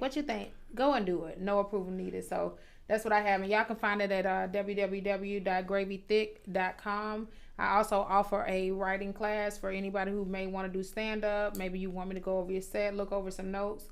I also offer a writing class as well. If you're interested in that, you can just hit me on Instagram, and my IG is comedian Jen Thomas. So let me ask you, touching on that, what motivated you to do comedy 10 years ago back in Duval? Like, what was the kickstart? Like, you know what, I think I can get up there and entertain people. My story is funny. So I'm naturally shy off the stage. I was in church, and we were having a family and friends day. And the host, whoever was supposed to host our family and friends, they didn't show. But I was goofy. I always like, if me and you in the corner, I'm going to have you cracking up. I'll be whispering funny stuff to you. Long story short, the lady at my church was like, we ain't got nobody to host. Can you do it? And I was like, no, ma'am, because I'm shy. I'm not going to do it. She convinced me to do it. She begged me. And finally, I was like, I'll do it. And when I got up there in the pool pit, not the stage, and started joking, I knew it was what I was supposed to do. And everybody started asking me to do their church, but the real reason I stuck to it because I was too afraid to tell them no. They was like, you'll do this, and I was so scared to be like, no, I don't want to do it. Because like, the Lord was asking you. Yeah, no, I was just scared. Yeah. I was super shy. Yeah. You didn't even see the greatness. Yeah, I was like, no, I don't want to do it. It took me. I had been doing comedy like 6 years before I even ever said to myself like, I'm a comedian, because I was just super shy. So that's what started me though, church and somebody asking me to do it, and it just. People just started asking me to do this and do that, and I was too scared to say no. So I was just driving, literally like, you gotta stop saying yes to these people, man. And I would do it because I had to put my word on it. But so let me ask you this: word of advice to a young comedian that's maybe about a good year and a half into it, or maybe trying to start out. They may not. They looking for that jump moment. Yeah, right. Like what would you tell him or her? Find an open mic. Go do the stage and stay on stage. Do every stage. Keep staying on stage and keep building your material. That's how you do it. It's so simple. Just start. Out of 7 days, how many days or nights should a comedian go and do comedy? As much as you can. When I first moved to Atlanta, people knew me and knew that they was like, oh, she funny. And I was funny, but I wasn't where I am now. I think Atlanta is the grit of Atlanta take you to another level. Yes. Because it's like I said, everybody's funny. It's fucking dojo. It's like iron sharpening iron, right? Yeah. So when I first got here, they was like, you need to be on stage a lot. So I literally 4 and 5 times a week. I was like a stage junkie. I stayed on stage. And explain a little bit what that does to you as a comedian. It just prepares you for all kind of crowds. And don't do the same rooms. Like, do all kind of rooms. I did the rooms that they was like, don't do that room. That's the roughest room. Right. I wanted to do that room. I'm going to do that room. And even if they don't like me, they just gonna that's gonna be fine, because I was able to say I did the room though. And then I just kept coming back to that room until I finally smashed it. Like, I ain't coming until I win this room over. Right. So I think you got to challenge yourself. And a lot of times, even when we get to a position, we forget that we have to challenge ourselves. So for me, my new challenge is I need to go I do the white rooms. I do the rooms who not, don't understand my background. Right. I try to make sure that I stay uncomfortable, because that's how you grow. And we are so afraid to fail. And even me, I found myself in that place where I always want to be funny all the time at open mic. Well, how you going to discover new material if you're trying to kill every time? Like, you got to tap into that vulnerability. Don't be afraid to just play around and just try different places. That's my advice. Yeah. Okay. You're a humble person. Yeah, I think the first show that I did with you was out there in Stockbridge. We did Nima Cat's room. Oh, yeah. Me and you, shout out to Myron and Poncho. Yeah, that was a fun room. Nima Cat. Shout out to Nima Cat. Yeah, shout out to Nima Cat. We love to roast. Even though sometimes you think I be serious. I'm like, Nima, it's roasting. Well, Nima a roaster up until a certain point. Yeah, I love the roast. I love it. I love the roast. Yeah, I love it. Yeah. I think you gotta be humble. You have to be humble, but also at some point you have to be like, also know who you are. And confidence. Yeah, at some point. I am that chick. I had to get to a place because I was too humble. I think at some point you get too humble and you be like, hold up now. Even though I'm humble, I understand who I am. Right. But I don't need a lot. I don't need you to rub my back and be like, Jen, I don't need that. But I do know who I am. You know what I'm saying? What's your sign? I'm a Gemini. Okay. Okay. Praise I'm an Aquarius. But when I heard you do comedy, I think it was. I'm not sure. I want to say Uptown, but I'm not sure. And I was just like, wow, like she's just strong and so confident on stage. Right. And then just getting the opportunity to meet you and talk with you when we did that show for Nima, and just you dropped some jewels on. I was like, man, just a lot of people don't want to associate themselves with the up and coming comedian. Right. Like I heard Ricky Smiley say something about you. Like, man, I will do my thing. I ain't got time to talk to them. Right. Well, they had a different level. You know what I'm saying? But remember that's why I say it's beautiful who God put around you. Because even when I'm with, and that's why I say they don't give Cat his flowers. Cat have time, and if he on that level, he has. And to see him move and to see him work, to see him stop, he don't, and he there. But he don't mind stopping and being like, he's a super cool dude. He'll pull up to an open mic. Hey, he pulled up to E Dutch's room when she was on off of 20 at Joe's Sports Bar. Yeah. He pulled up there. He used to come to Atlanta Comedy Theater a couple times. He all of that, and then it's people like that who make me be like, all right, when you get there, what kind of person you gonna be? Right. And I be like, I want to be that kind of person where I don't mind talking to somebody. Now you don't always have time. Now they do get busy. I mean, let's be realistic. But if I do have a moment, I don't mind talking to you. You know what I'm saying? Because somebody talked to me. Right. Zoo Man didn't mind talking to me. Tyler Chronicles didn't mind talking to me. Carlos Miller did my DC. All of these people talk to me in Atlanta. So who the hell would I be to be like, nah, bro, I ain't even got that kind of time. Come on now. Who got you got that with help. So don't forget it.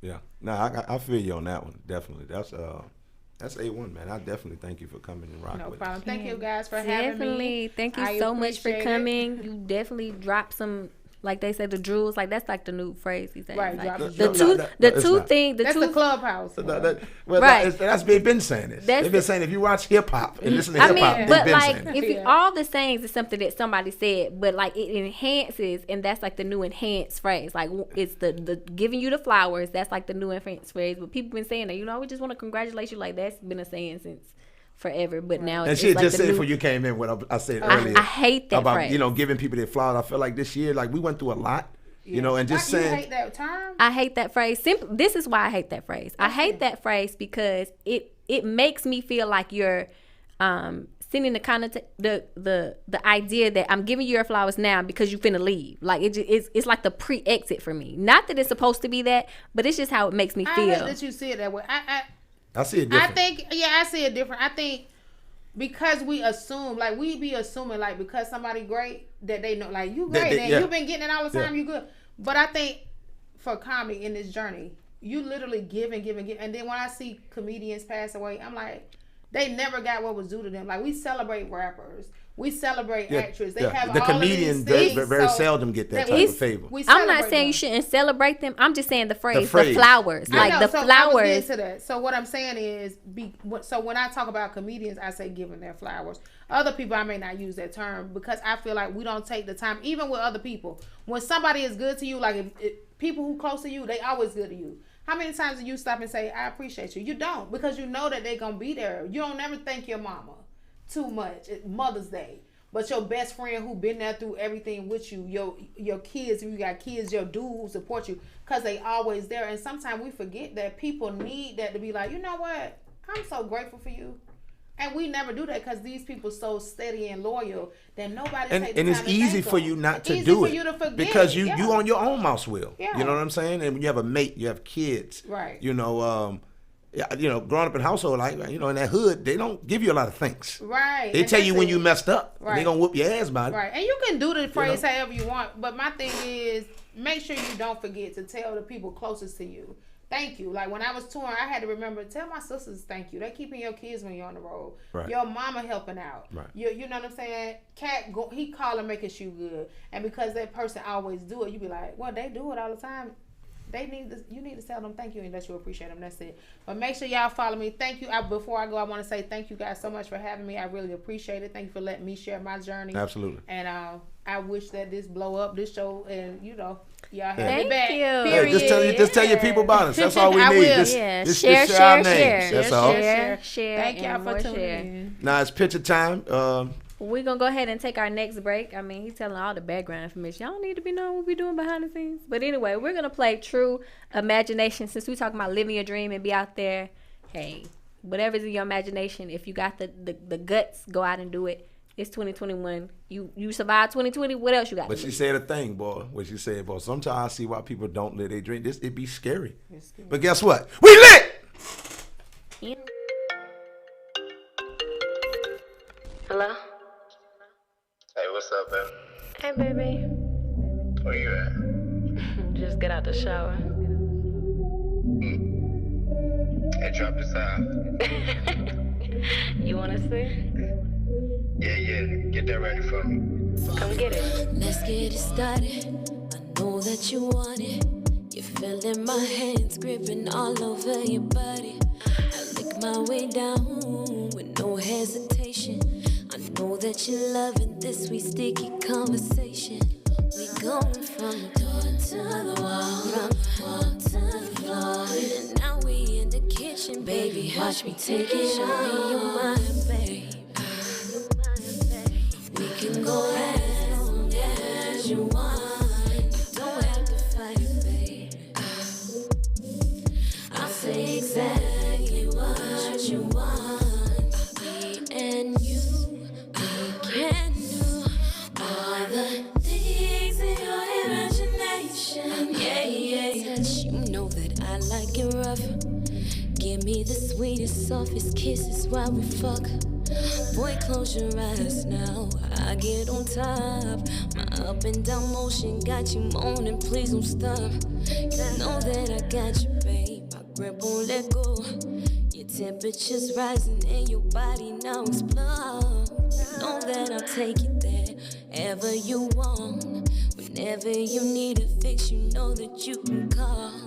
Show me your mind, babe. We can go as long as you want. You don't have to fight it, baby. I'll say exactly what you want.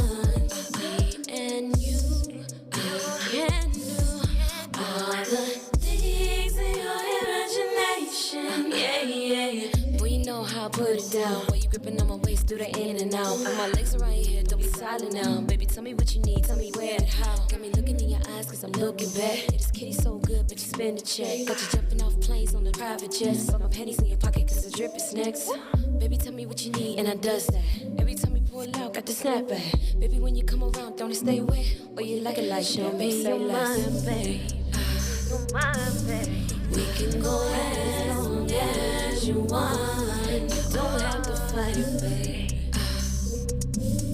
I'll say exactly what you want. Show me your mind, babe. We can go as long as you want. You don't have to fight it, babe. I'll say exactly what you want. Me and you, we can do all the things in your imagination. Me and you, we can do all the things in your imagination.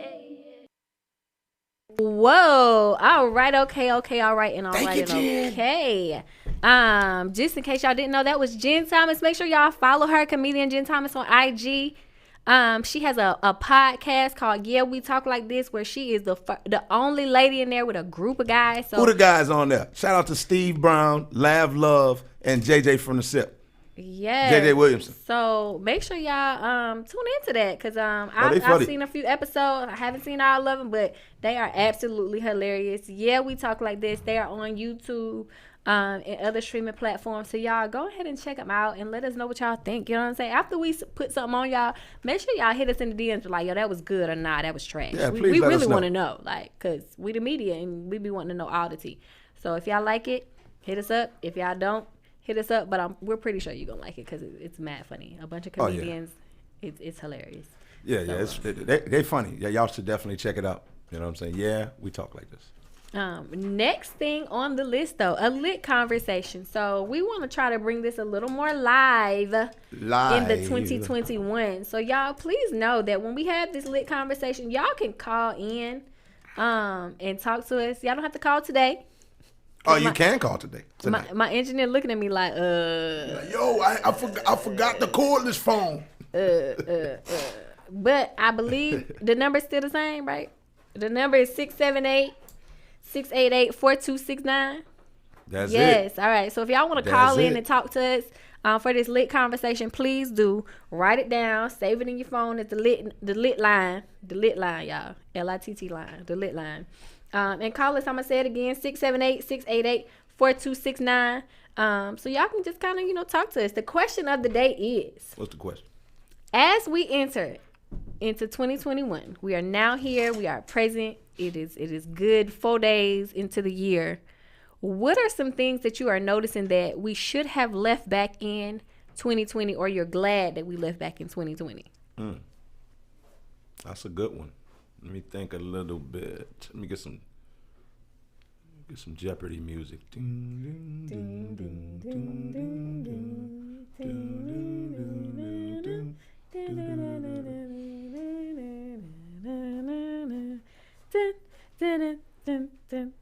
ding. All right. Let's ask our engineer first because I like to start with him because, hey, we've been talking this whole show. Let's hear another voice, all right? Okay.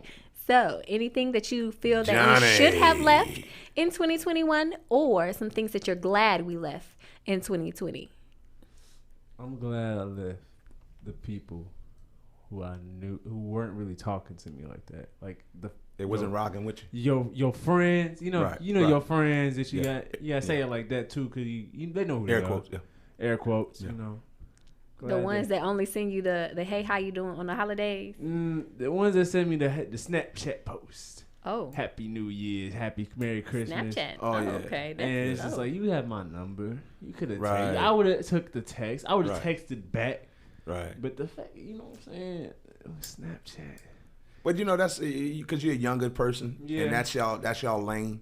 You know what I'm saying? A lot of youthful people in the Snapchat world. Yeah. And you know, y'all don't even ask each other for the number. Like you don't be like, yo, what's your math? You like, what's your IG? What's your social media? What's your Snap? You know, what's your IG? What's your Snap? That's how I want to see how you living before I want to really kind of interact with you. I want to see if you cool enough. You know? I'm not necessarily in the fake world. I'm not necessarily against that because the social media, like I need to see if we interact through social media, and if we do and we build a bond from there, then you can get my number. Then we can move forward, and you can have my number. So I'm not necessarily like you talking about. Is that from a woman to a man, or is that from a woman to another woman on some? Hey, let's. So have you met someone? You know, male, female, it don't matter. Have you met someone at your job or something, and y'all was hanging out, y'all see y'all got mutual interests? She has to get your IG first? Well, if it's my job, then I probably wouldn't have them on my social media because your job people are snitches, and I don't want them knowing after I done told the boss that I'm not feeling well, that I'm really at the beach. Chilling. You know what I'm saying? Or you called off that Friday, but you used that Friday to get the road so you can get there in good time. Right. Like, I'm not going to bring that Monday. Unless we like real close friends. Which gonna take some time. I'm not gonna give the work people my social media. Like I think when people do that, right, I think it gives me the feel like that's the association level. Like I'm associating with you. But if you keep me at that level, then we're not really ever really friends. If you call me through the social media, you don't call me directly. If you like you say holiday time coming, you send me something through social media, but you don't really.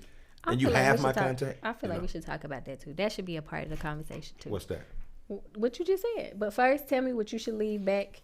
What I should or what people should? What you feel. People?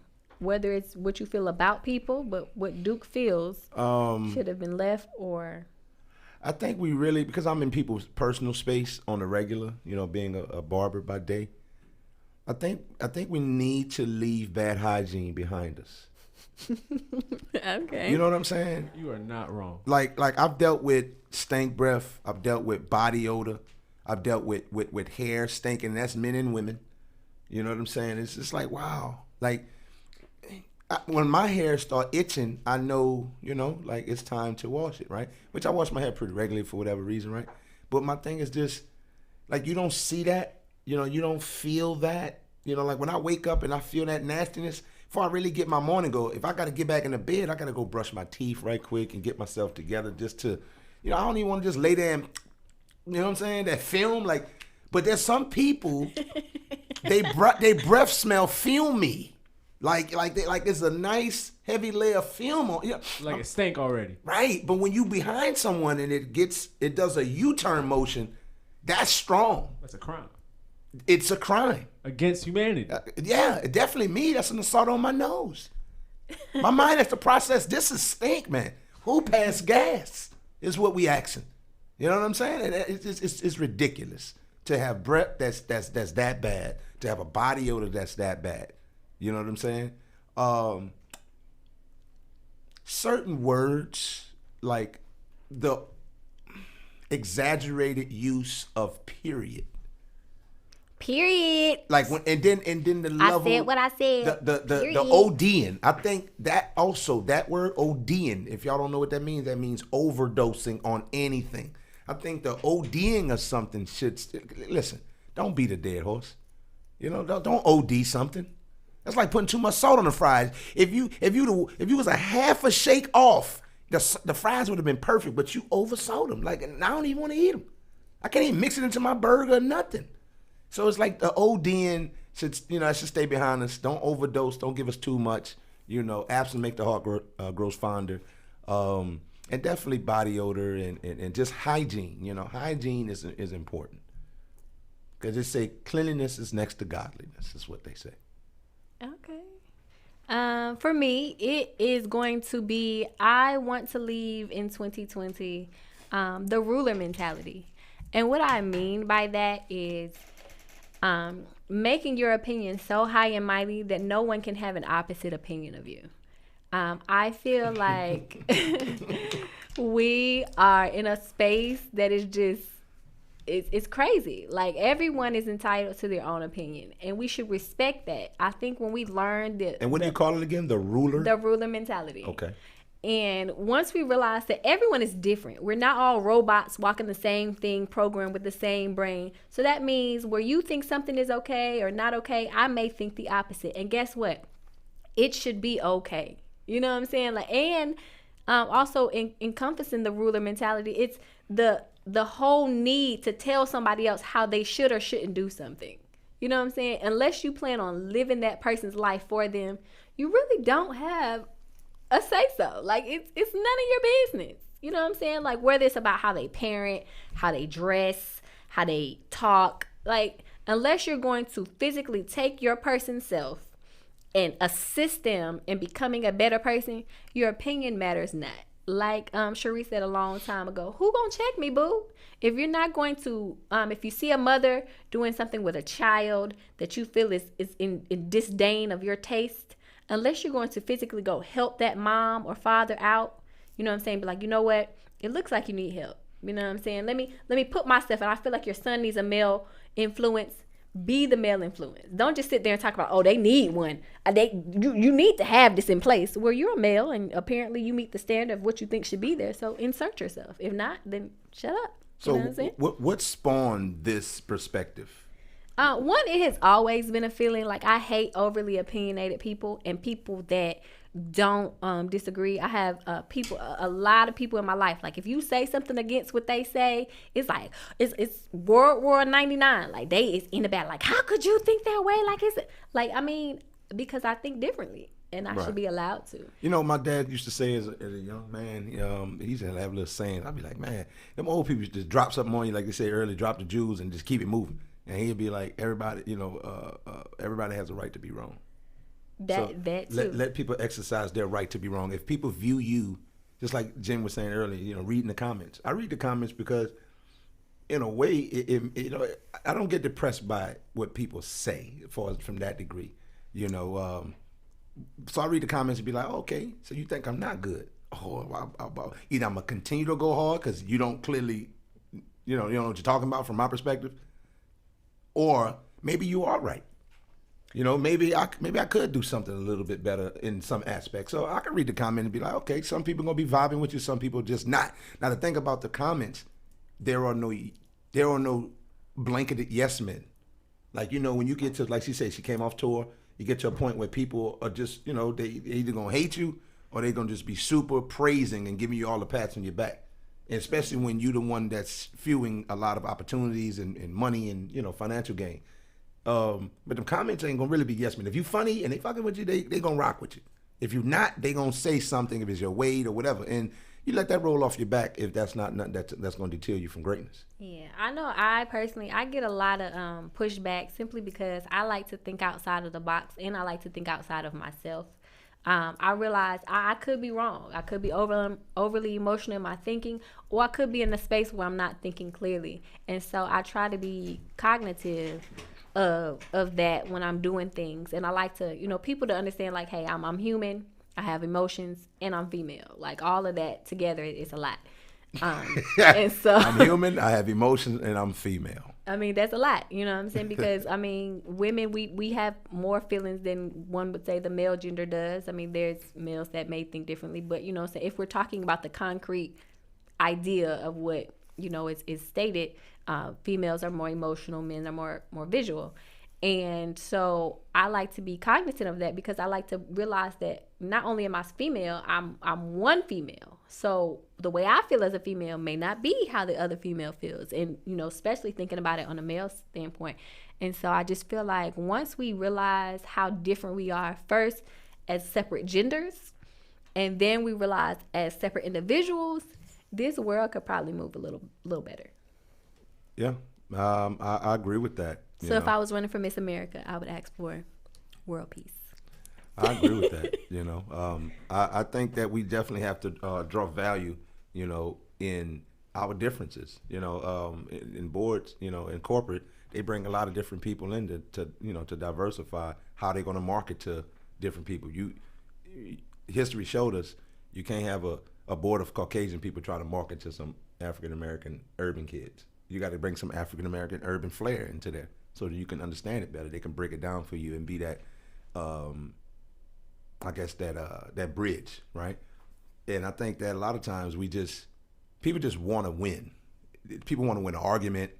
They want to win in the race in life. They want to win the house before you. Like some people just like, oh, I gotta get, you know, I want to be the first one of my friends that get a house. Like I don't know, I never thought like that. You know what I'm saying? Like I want to get my house in my time when God is allowing me to do it with the proper resources and knowledge. And sometimes you don't even need that if God wants to see that for you. But the whole competitiveness, I understand that life is naturally competitive, but I don't try to rest my hat on that. You see what I'm saying? A lot of people don't feel that way, especially in comedy. You're a young up and coming actress, you know, in that, you know, field. There's some people that won't tell you about casting calls.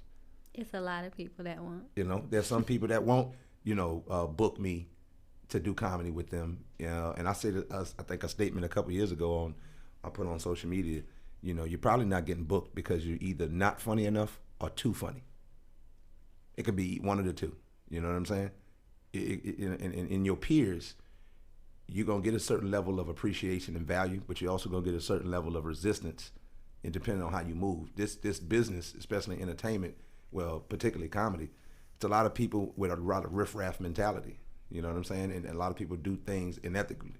You know, like Jim said earlier, you could bring a woman on because you're really trying to do a move on her. You're really not there to have her to represent the woman energy on your show and be funny. You want to do a move, or you think she's a weaker vessel, or however the case is. I think all that's corny. You see what I'm saying? I think that if we stop having that mentality with understanding that, listen, LeBron brings the people he wants to play with, but he's still going to challenge them to be better. Now, if some kind of way one of them players happens to trump him, he respects it, but it doesn't do anything to his level of greatness as an individual. But we have to come together as a collective to get to a greater goal.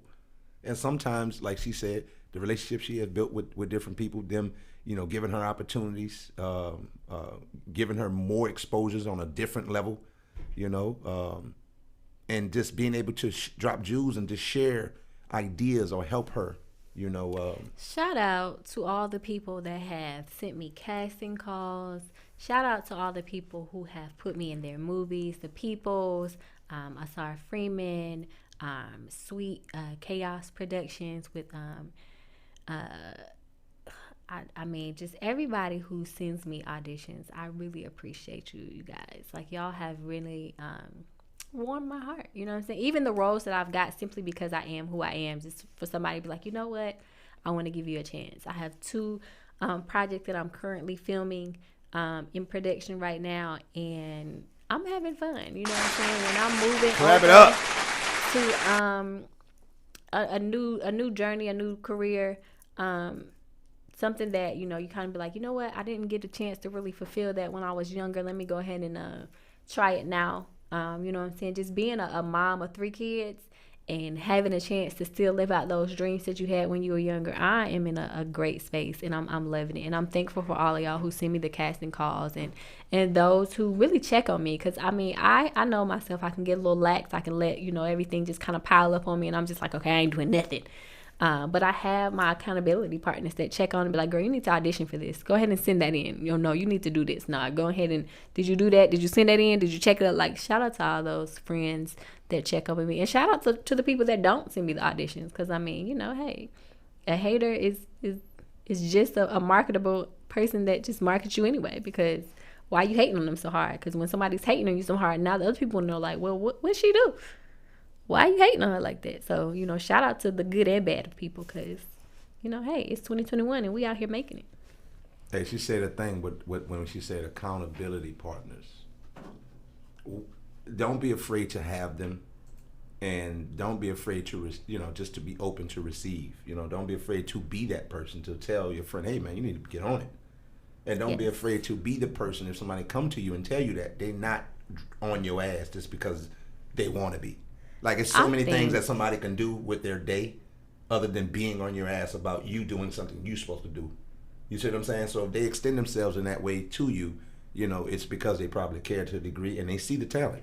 And, I think that'll be a good topic for your Duke's Thoughts. So you go ahead and marinate on that right quick. I don't even know if that was your Duke's Thoughts, but nah, I mean, it wasn't. It was just marinate on that. Just kind of piggybacking off of what you said. You know what I'm saying? And just being accountable and having accountability partners. We are going to play Kamal's song. His name, artist Kamal. Name of the song, Dancing.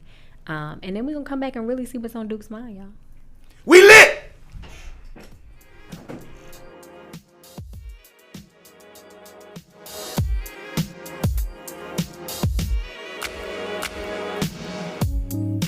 Good times, it's that kind of night for us. Good times, we're just having fun. Good night, yeah. If it's you and me waking up, and that's when you fell in love. It was the first time you ever had it like this. You never had it like this. It was the first time you ever got it like this. Something like the remix. Girl, don't feel guilty about romance, because I know what you like. It's our slow jam tonight. We're calling dancing, sweet love tonight. Baby, I'm feeling you. I know you're feeling it too. We'll call it dancing, sweet love tonight. I wanna rock your body. Make this a party for love. Spotlight, I see your silhouette, touching. You and me kissing, babe. Your beauty is undeniable. It's so incredible. Ooh, yeah. First time you ever had it like this. You never had it like this. It was the first time you ever got it like this. Something like the remix. Girl, don't feel guilty about romance, because I know what you like. You like. It's our slow jam tonight. We're calling dancing, yeah. Sweet love tonight. Oh yeah, baby, I'm feeling you. I know you're feeling it too. We'll call it dancing. Oh baby, sweet love tonight. I wanna rock your body. Make this a party for love. Come in here, take off them heels. Let me show you how you should live. Oh, oh, baby. Baby, I'm gonna play that song with us on replay all night long. Oh, oh, baby. We're gonna dancing, sweet love tonight. Yeah, baby, I'm feeling you. You know you're feeling it too. We'll call it dancing, sweet love tonight. I wanna rock your body. Make this a party for love. Oh,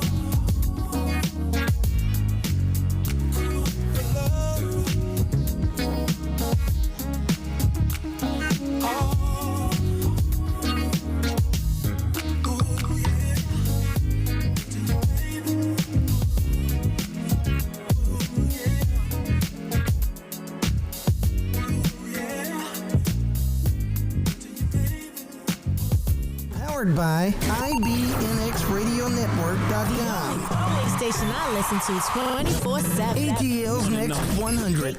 Next 100. Don't get it twisted. Back to life, back to reality, back to the L.I.T.T Network. No, but we are back. Shout out to my background. You know what I'm saying? The New Orleans kicked in because I hit that. I was like, whoa, Hey. wait. About to be some peep. Hey, peep papa. Oh, Okay. Oh, okay. All right. But thank y'all all for staying with us. You know what I'm saying? Those who stay that long 2-hour drive, you know what I'm saying? We appreciate y'all for tuning in, to our faithful fans and everybody, and to the people who going to catch it on the back end. We appreciate y'all as well. But now we need to know what's going through Duke's mind for tonight. Duke, what you thinking about, boo? We just, you know, since you challenged me to talk on, you know, just that word, I just kind of want to highlight, you know, accountability. Just having somebody there. Well, just first thing, accountability. Just being accountable, being able to open yourself to, you know, either what you say you're gonna do or what you know you need to do. You know, in places in your life where you could be lacking, and you know you can, what they say, level up. You know, just being accountable. Even in times when you don't do something right, and you know is viewed upon as wrong, or you know.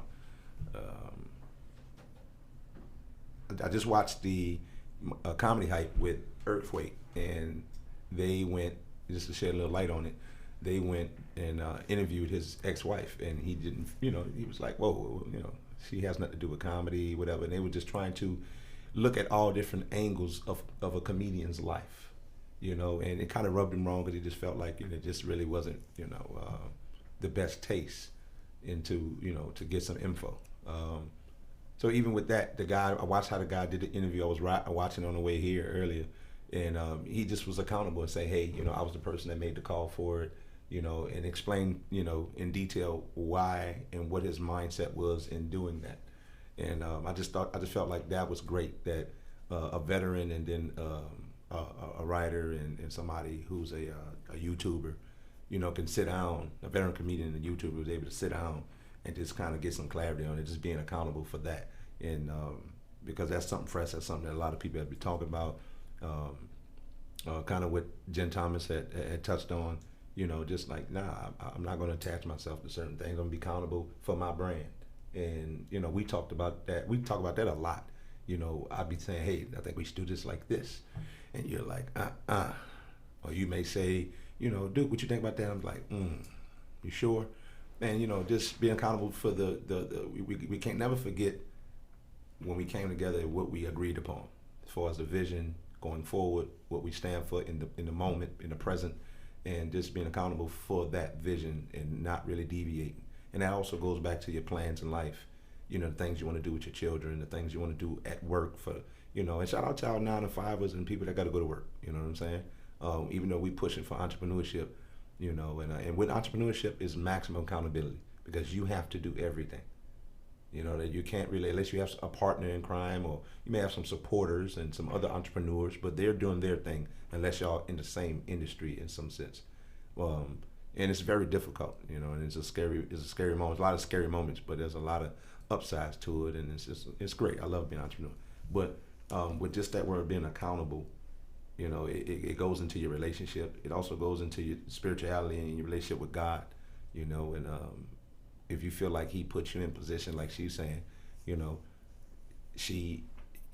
God told me to quit the job, let it go, move forward. I think me and you talked about that, you know. So I know when she said that, you was like, oh, you know what I'm saying?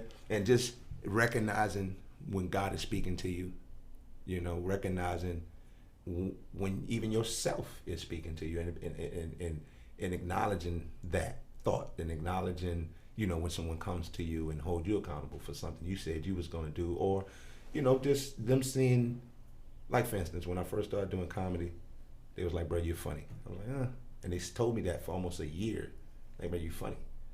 And I didn't want to be accountable for the funny. I just wanted to let the funny fly and just let it go and just let it be free and just let it happen when it happened. You want to be wild and funny. Right. I just wanted to let it be natural and organic. But now you're telling me to structure the funny. Now you're telling me to harness the funny. Now you're telling me to do something that's not the structure of harnessing it to display it when you say go was something that was abnormal to me. But I had to be accountable for, you know, them seeing greatness in me, because if they would have never said it, I'd never have stepped out and, just like she said, in church. And I got my funny from just being in a barbershop, you know. The church members was like, you're the only person that can do this. And now she's still doing it a decade later. And it's a lot of accountability that, like she said, you know, giving thanks to her family for supporting her, you know, being accountable for your family, you know what I'm saying? Your friends, your support team. And sometimes people only have that one person. You might have that one person that they might be out of town, but when you driving home on a late night after working that long shift, you can call and vent. You know what I'm saying? And with those people, a lot of times they know a lot about you, and they can hold you accountable. My mother used to be that person. I'd call and cry about stuff. And Mom was like, well, son, you said you wanted to do this. And I was like, yeah, damn, you're right, Mom. I did say I want to do that. I do need to be doing this. You know what I'm saying? And it's, for me, it's not hard to do. It's just, you know, being humble and just recognizing that you don't have all the greatest ideas, and you don't do everything in its best and in an ideal state, sense or whatever, you know. So just recognize that you have a lot to learn, and be accountable for knowing that, hey, I have to see this through, you know. And that's from your career, from your relationship again with God, your relationship with your significant other, you know, even with things with my parents in areas where I felt like I had a say on how they parented. You know, I try to be accountable to now that I'm a parent. It's like I try not to be as harsh on them, because I get it. You know, I only know what I know, and I'm only able to produce based off of what I know or the resources I may have. And you know, it's just one of those things. That accountability word is very difficult, because a lot of people just don't wear it well. You know what I'm saying? And it makes it tough when you try to engage with someone and communicate with someone who don't wear it well. You know what I'm saying? So, but you know, it leaves a little taste in your mouth, but it's one of those tastes that you get used to over time when that's a part of your character. You know what I'm saying? And I think the accountability thing is like, okay, I don't know this. I need to know this. I need to learn this. I need to do this better. I'm not doing this at my best. You know what I'm saying? Versus, no, I'm killing it. You know, that's a word we use in comedy. Like, man, I killed it. And me and a comedian was talking about this. Shout out to Big Play Ray. We was chopping it up. We was like, man, we use that word a lot. And me and him hold each other accountable. You know, we talk about different stuff, and we work on jokes and create new shit or whatever, ideas and stuff like that. And he's like, you know, and there's a way you do it, and that's the craftiness in friendship, or the craftiness in chemistry with people, where they know how to get to you. You know what I'm saying? To hold you accountable for certain things. You know, some people you can crack the whip hard. Some people you just gotta create a conversation and slide that, you know, on them just subtly. You just keep moving the paper in front of them. You know what I'm saying? But that accountability thing is major, and I think you can gain a lot of success with understanding how important that is. You know what I'm saying? So, yeah. So, y'all, be accountable to yourself, to your friends, to your family. And tell people when they out here looking a mess, don't just let them be a mess. I'm glad you said it. I'm glad you said it. But we're going to play the last song That's tonight. Important. MC Tress, I Told You. And then, you know, we lit. We lit!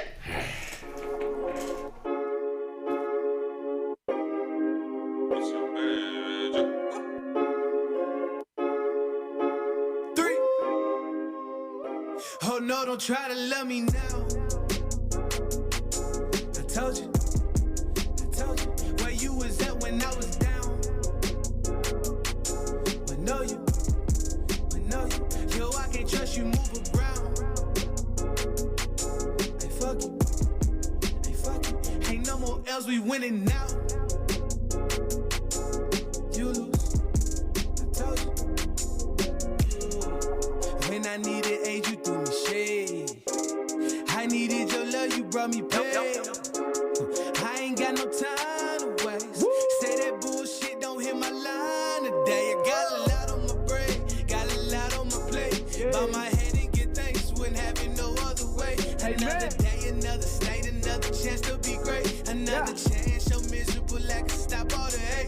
Yeah, to each his own, babe, my jet like King Kong. I'm the daddy, yeah, I'm grown. Time to pay for what they owe. Prepare for the best, expecting the worst. Yeah, when life it come down, that's the gift and the curse. I ain't got no time to waste. Don't got no time. Say that bullshit, don't hit my line today. Don't apologize, baby, don't lie to me. I ain't got no time. Yeah. Oh no, don't try to love me now. I told you. Where you was at when I was down. I know you. Yo, I can't trust you, move around. Hey, fuck you. Ain't no more L's, we winning now. You lose. When I needed aid, you threw me shade. I needed your love, you brought me pain. I ain't got no time to waste. Say that bullshit, don't hit my line today. If it ain't real, I don't want it. Where I'm from, you gotta show me. How might help you if you want it. How it's pill for paranoia. It ain't real, don't condone it. Everybody ain't your homie. Blood mean you related, only family if you loyal, yeah. I ain't got no time to waste. Say that bullshit, don't hit my line today. Don't apologize, baby, don't lie to me. I ain't got no time. Yeah. Oh no, don't try to love me now. I told you. Where you was at when I was down. I know you. Yo, I can't trust you, move around. I ain't got no time to wait. Fuck you. Say that bullshit, don't fuck you. Ain't no more L's, we winning now. Apologize, baby, don't lie to me. You lose, yeah.